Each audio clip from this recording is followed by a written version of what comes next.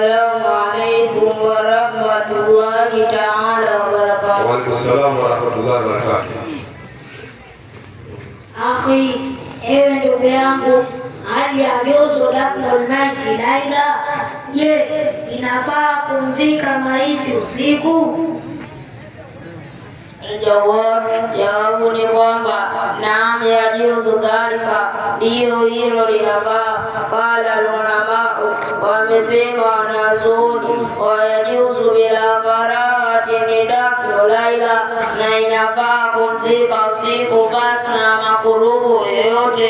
Wakadha, na ndiyo kama hivyo yajuzu wakta karahati ni salati bila karaha, inafaa kumsalia wakati wa makuruhu basi na makuruhu yoyote bila ijma'i, kwa kupatana wanazuoni malam yataharrahu, mdakuwa hajakusudia wakati wa makuruhu, wa ghairuhuma afdal, na asiokuwa mawili hayo ni bora zaidi kufanyika. Mughni al-Muhtaj, kisome kitabu kinachoitwa Mughni al-Muhtaj. Wahadha, assalamu alaikum warahmatullahi wabarakatuh. Morogoro, Kilosa, Matete, kwa Ustadh Abdallah Chombo, Sheikhani Ali Abubakari Rashid, Ismaili Khalid Nyanda.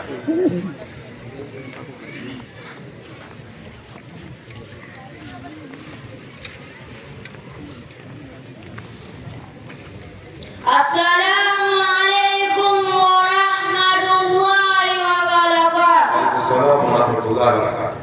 Ya ahi, ndugu yangu, alisanna nikahu liman, je, inazuniwa ndoa kwa mtu ambaye lam yajidil uhbata, hakupata mahari?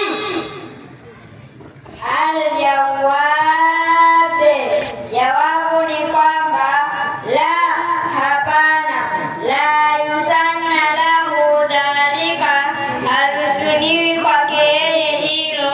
Qala ulamau, wamesema wanazuoni, fa in faqadaha, akikosa, ay maana adama uhbatan nikahi, amekosa mahali ya ndoa, ustuhibba lahu tarkuhu, imesuniwa kwake yeye kuacha. Ay maana tarku nikahi, kuacha kuoa. Intaha Mughni al-Muhtaj, kisome kitabu kinachoitwa Mughni al-Muhtaj. Tanga, Kilindi, Mabalanga, kwa Ustadh Omar Bakari Katuni.